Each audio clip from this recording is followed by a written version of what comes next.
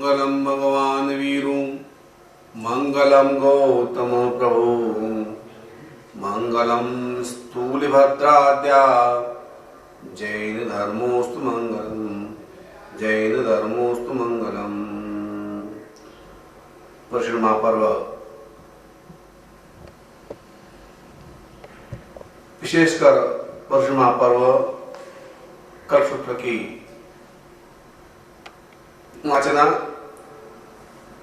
सभा के सम्मुख की जाती है, लेकिन वर्तमान समय की परिस्थिति को देखते हुए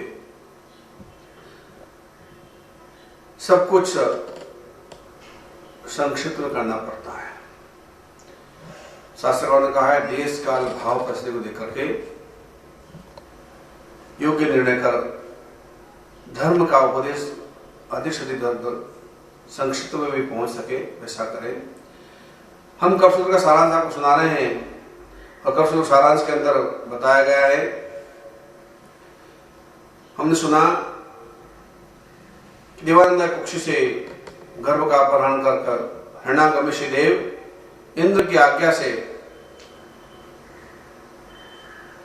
त्रिशला माता के कुक्षी में रखते हैं और यह इस सृष्टि की प्रथम सबसे बड़ा आश्चर्य हुआ, क्योंकि 23 तीर्थंकरों में से किसी तीर्थंकर का गर्भ अपहरण नहीं हुआ, लेकिन पूर्व का जो कर्म बंधा हुआ था मरीचिक भाव में उस जाति मत के कारण से भगवान महावीर को ब्राह्मण कुलोत्पन्नों का होना पड़ा और देवराज इंद्र ने उस परिस्थिति को टालने के लिए तीर्थंकर महात्मा भगवान महावीर स्वामी के गर्भ को त्रिशला माता के गर्भ में स्थापित किया। माता ने 14 स्वप्न देखे,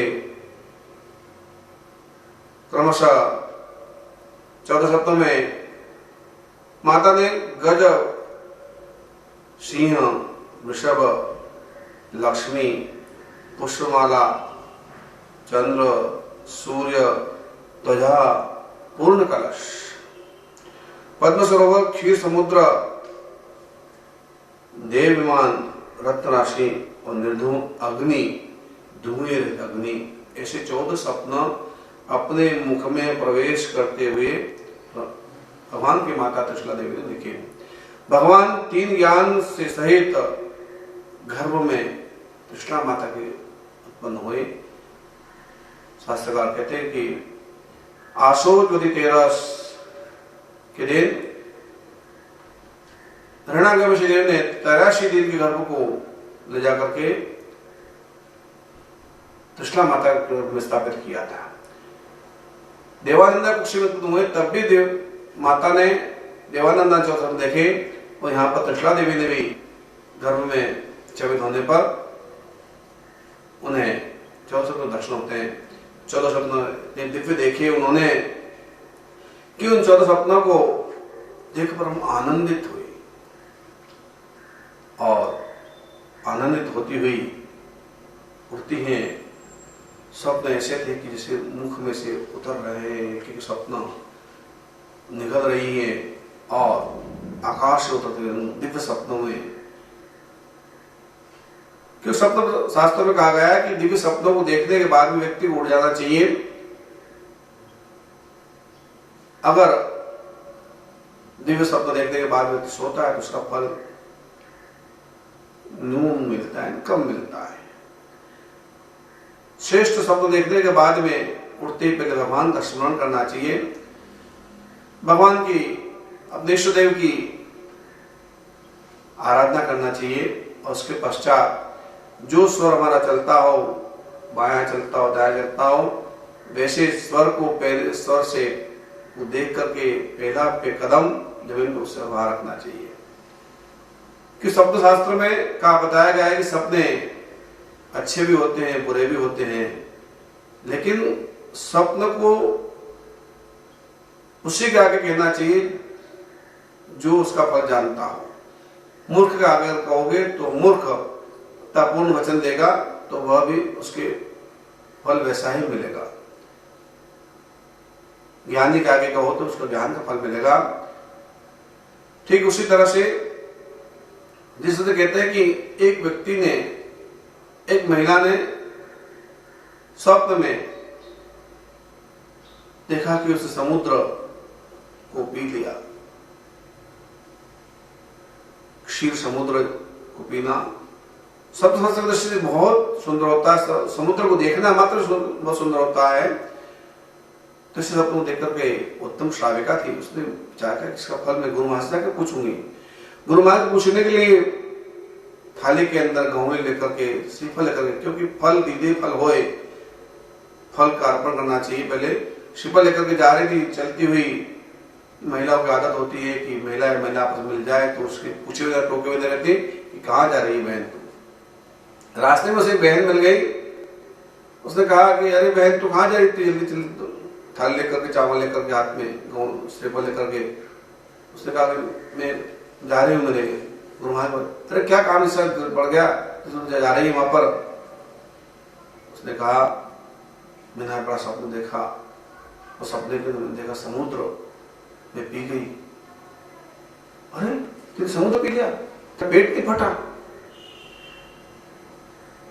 सुन करके आश्चर्य हुआ, वो तो चली गई।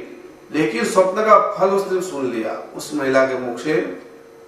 तब कहते हैं कि वह गुरु महाराज के पास जाती है। गुरु महाराज कहते हैं, गौली करके वंदन करके वो कहती है, मुझे ना सपने में यह अद्भुत स्वप्न देखा है, इसका फल क्या होगा बताइए, मुझे फरमाइए। उन्होंने कहा ज्ञानमान, उन्होंने कहा कि हे श्राविके, तुमने इस फल को, सपने को कभी न कहीं पहले प्रकट कर दिया है। तो हाँ गुरुदेव, मैंने सपनों रास्ते में आते ही एक मेरी बहन थी, उसको मैंने सुना दिया था। और उसने कहा कि इतना बड़ा समुद्र तो पी गई, तेरा पेट नहीं फटा। उन्होंने कहा कि देखो इस सपने का फल तो बहुत उत्तम था, लेकिन तुमने पहले से किसी को सुना दिया। इसके कारण से कहते हैं कि जो फल सुनाई देता है उसका फल पहले मिलता है। अतः है श्राविके, तुम ने फल की सुनाया है, जिसने कहा है उस अनुसार तुम्हें इस सपने के फल की प्राप्ति होगी। घर जाओ और घर जाकर धर्म की आराधना करो, साधना करो, और कुछ ही दिनों में तुम्हारी मृत्यु होने वाली है पेट के फूल जाने से। जलोदर रोग तुमको होगा। अर्थात आज के जमाने में देखते जलोदर शुरू होता है, लीवर खराब हो जाता है, उसका जलोदर होता है, पानी फंसता है पेट के अंदर पूरा, और पेट फटने से तुम्हारी मृत्यु होगी। वैसा ही हुआ, ऐसा कहा गया है। इसलिए कहा कि सपने का फल किसी मूर्ख का आगे नहीं कहना। कोई नहीं, पहले जाओ तो अपने घर के अंदर कोई उत्तम पुरुष हो तो उन्हें कहना, वह नहीं मिले तो मंदिर के अंदर जाकर, घर मंदिर में जाकर कहना, घर में मंदिर नहीं हो, रास्ते सफर में हो तो किसी देवालय में जाकर के उनके आगे उत्तम फल की कामना करना। और वह भी नहीं मिले तुम्हें तो गाय के कान में उस सपने को बोल देना, जिससे उत्तम फल की प्राप्ति होती है। कहते हैं कि सप्त पाठकों ने सपनों के अर्थ अनेक तरह के दिए हैं। सप्त शास्त्र, भारतीय समुद्री शास्त्र, ये सप्त एक अंग होता है अष्टांग निमित्त के अंदर। उसमें कहा गया है कि सपने अच्छे भी आते हैं, बुरे भी आते हैं। स्वप्न में व्यक्ति अगर मलमूत्र में गिर जाए तो कहते हैं कि स्वप्न के अंदर ऐसे देखता है व्यक्ति तो वह लक्ष्मी को प्राप्त करता है। और अगर स्वप्न में कोई कीचड़ उसको डाले या कीचड़ में गिर जाए तो उससे बदनामी मिलती है, उस पर दाग लगता है। उस स्वप्न में अगर दही मूंग आदि भोजन करे तो लक्ष्मी की प्राप्ति होती है। स्वप्न में भुजा पर सांप काटे तो भी लक्ष्मी की प्राप्ति होती है, विजय से मिलती है। स्वप्न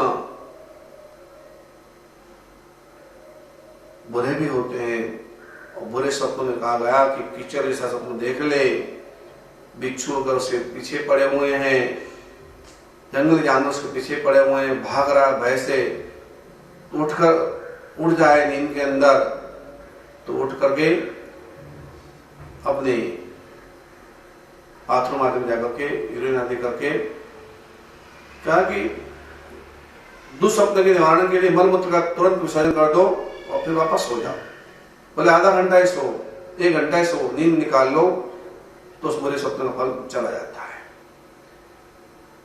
स्वप्न में हाथी का देखना सम्मान का प्रतीक होता है, सिंह का देखना विजय का सूचक होता है, वृषभ का देखना विजय का सूचक होता है, उत्तम खेती का प्रतीक होता है।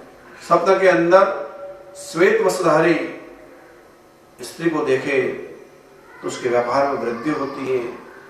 स्वप्न के अंदर लाल वस्त्रधारी किसी स्त्री को अगर देखे तो रोग की प्राप्ति होती है। ये बुरा भी स्वप्न होता है। स्वप्न के अंदर व्यक्ति अपने आप को दीनहीन क्षीण देखे तो वह अच्छी स्थिति नहीं होती है, उसकी बुरे दिन आने की संभावना रहती है। इसलिए अगर स्वप्न देख ले तो उठ करके तुरंत उनको विसर्जन कर दें। और कहा गया है कि स्वप्न फल उस सुनाते समय बड़ा विवेक रखना चाहिए। इसलिए त्रिशला माता ने देखा कि 14 स्वप्न देखे, मैंने बहुत सुंदर स्वप्न देखे हैं।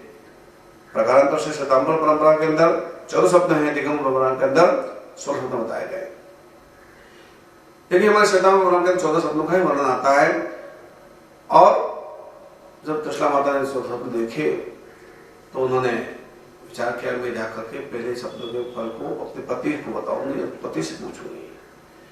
पहले जमाने के अंदर पति पत्नियों के सोने शयन कक्ष राजाओं के अलग अलग होते थे, राजा रानी के शयन कक्ष अलग अलग होते थे। रानी का कक्ष अलग होता था, राजा का कक्ष अलग होता था, राजा राजकार्य से होता था, अतः दोनों कक्ष अलग होते थे। ऐसे के अंदर त्रिशला रानी उठी, उठ करके वैसे भी त्रिशला रानी पहले से गर्भवती थी, क्योंकि उसकी गर्भ के अंदर एक कन्या की परिपालना हो रही थी। वह कन्या का आहरण करके गृहणागम से देव ने देवानंद कुक्षी में रख दिया था और देवानंद कुक्षी में पल रहे गर्भ को त्रिशला माता के कुक्षी में रखा था। ऐसी घटना बनी थी, इसलिए त्रिशला रानी गर्भवती थी, इसलिए उठी धीरे से मंद मंद गति से चलती हुई इष्ट देव का स्मरण करते हुए अपने पति के सिद्धार्थ राजा से वहां जाकर के स्वप्न फल को सुनाने के लिए, स्वप्नों को कथन करने के लिए सिद्धार्थ महाराज से करती है। सिद्धार्थ राजा त्रिशला को आई देख करके कहा कि ये क्षत्रिय नहीं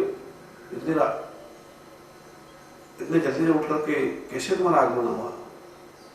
उन्होंने कहा अपने पति से, हे स्वामी,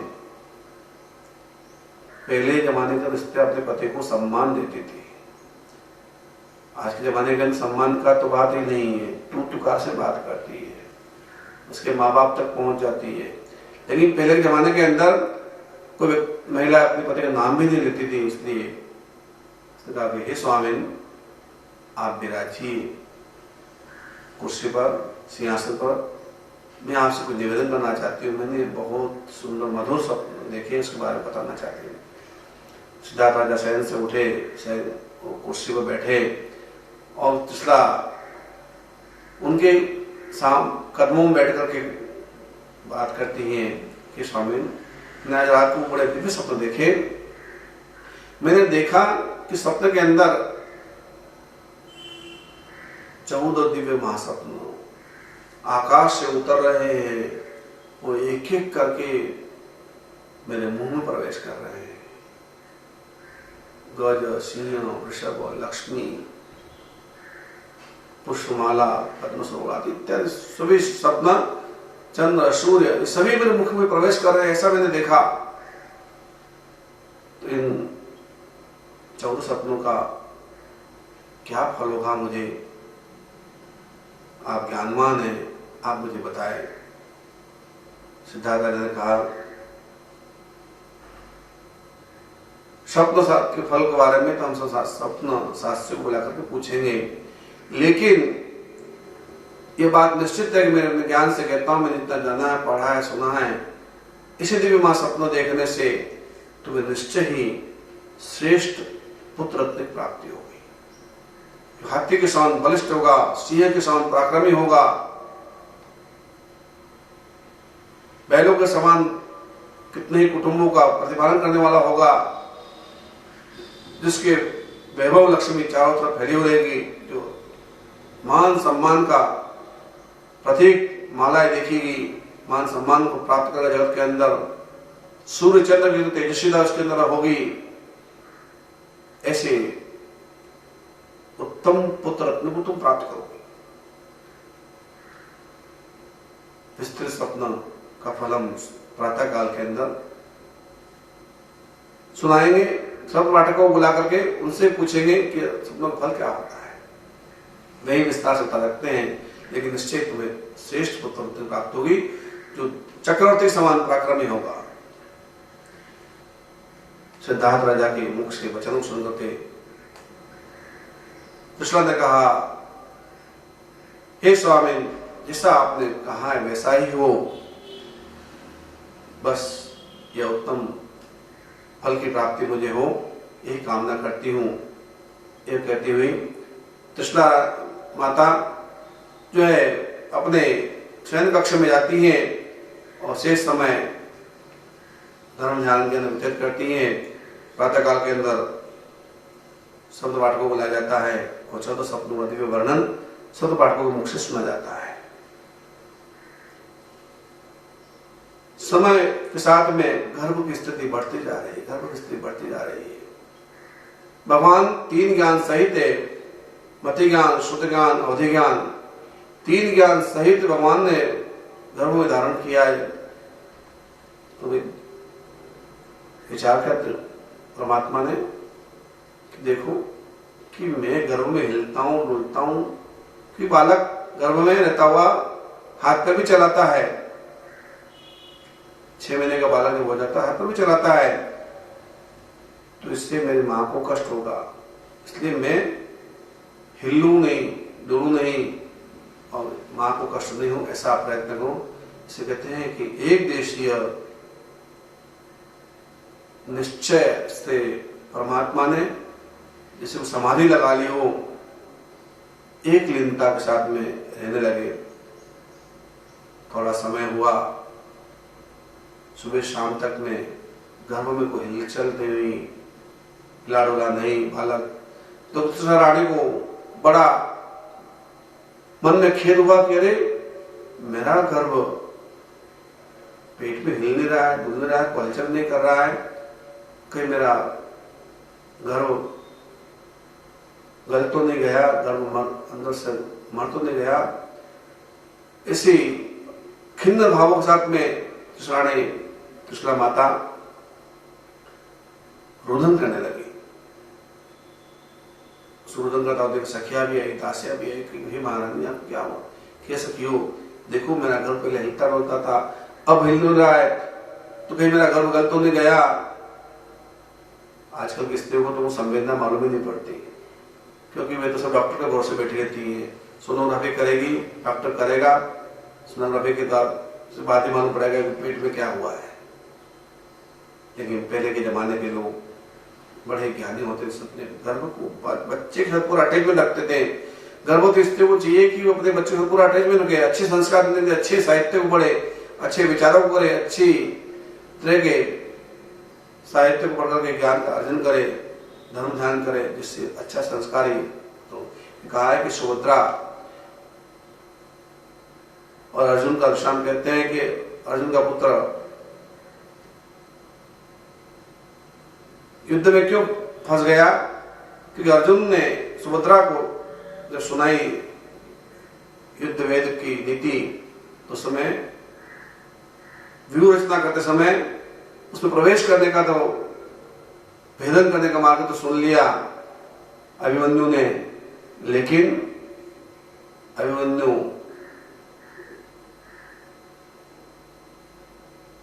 उस व्यूह रचना में मारा गया, क्योंकि व्यूह रचना से बाहर निकलने का मार्ग जब सुना रहे थे अर्जुन, उसमें सुभद्रा को नींद आ गई थी।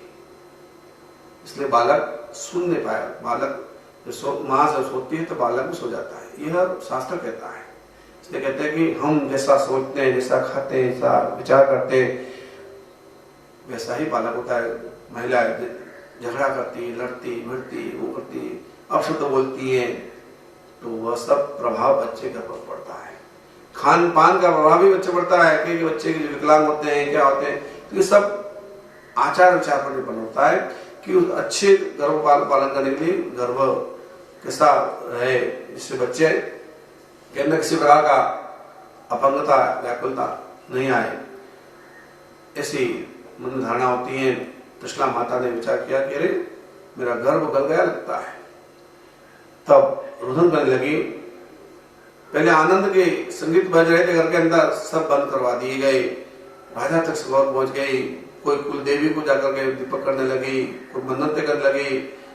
कुल की बड़ी स्त्री आई और सभी ने मिलकर के त्रिशला को ढांढस बंधाई, नहीं कुछ नहीं होगा तेरे गर्भ को, तेरा गर्भ गला नहीं होगा, तो शांति रख, शांति रख। बाहर जो संगीत बज रहा था, जो आनंद की बातें चल रही थी, माता का जो उत्साह था, उमंग था, उसमें कमी आई। तो गर्भस्थ भगवान के जीव ने देखा कि बाहर से संगीत की आवाज नहीं आ रही है। बाहर से भगवान ने देखा कि माता का हर्ष नहीं है, कि बच्चा सब अनुभव करता है, हर्ष क्रोध सब अनुभव करता है, हर्ष नहीं है और माता रो रही है। तो भगवान ने अवधिकान से देखा कि अरे मेरे कारण से माता रो रही, मैंने तो माँ के ऊपर कृपा भाव रखा कि माँ को कष्ट नहीं लो, लेकिन देखो अभी तो पैदा भी नहीं हुआ हूं, मैं तो पैदा भी नहीं हुआ हूं और माँ इतना शोक मना रही है।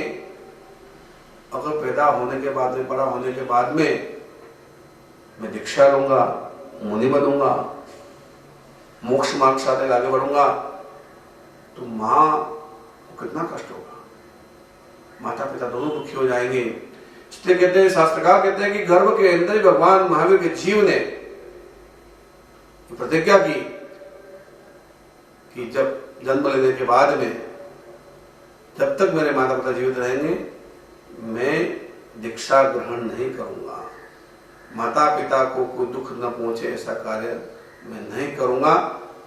और परमात्मा ने एक देश से कहते हैं कि अपने पैर को हिलाया, जैसे पैर हिस्से हिलाया, माता बड़े प्रसन्न हुई, अरे मेरा गर्भ कुशल है, आनंद है, कुछ नहीं हुआ। इस तरह से हर्षवंत होते हुए त्रिशला रानी अपने गर्भ का अपने पास गुजर गई। क्या विचित्र स्थिति है।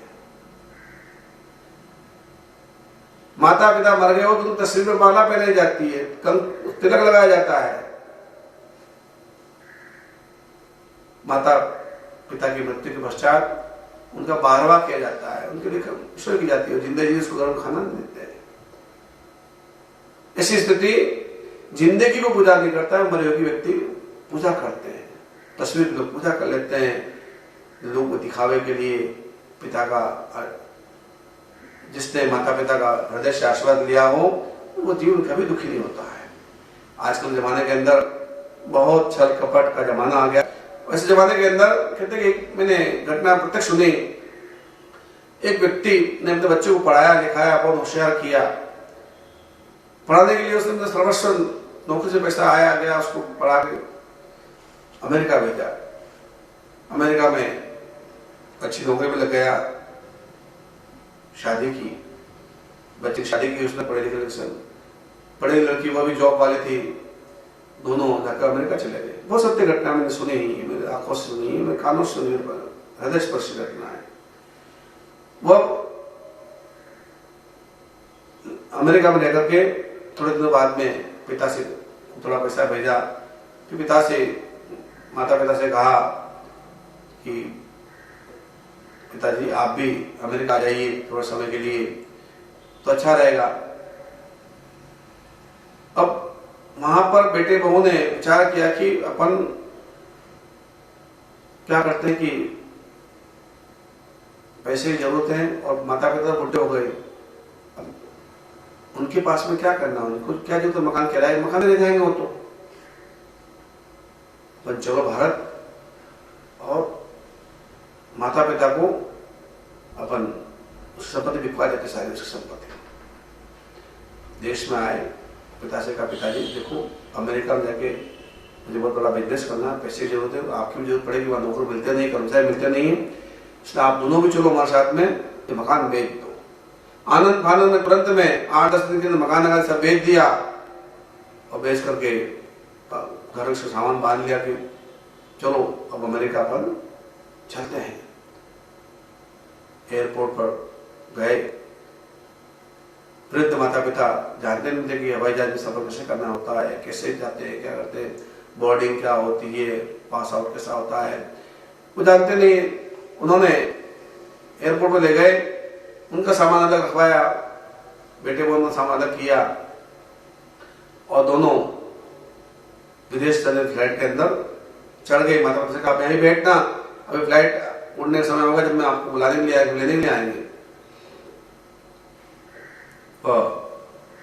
जोड़ा आधुनिक शिक्षा प्राप्त किया हुआ जोड़ा, जैसे कोई मतलब जब दुनिया से मतलब माँ बाप से जाए भाड़ में कर, उसने वही छल कपट किया और उस माता पिता को एयरपोर्ट पर छोड़ करके फ्लाइट के अंदर बैठ गए। फ्लाइट उड़ गई, थोड़ी देर बाद में एयरपोर्ट खाली होने लगा।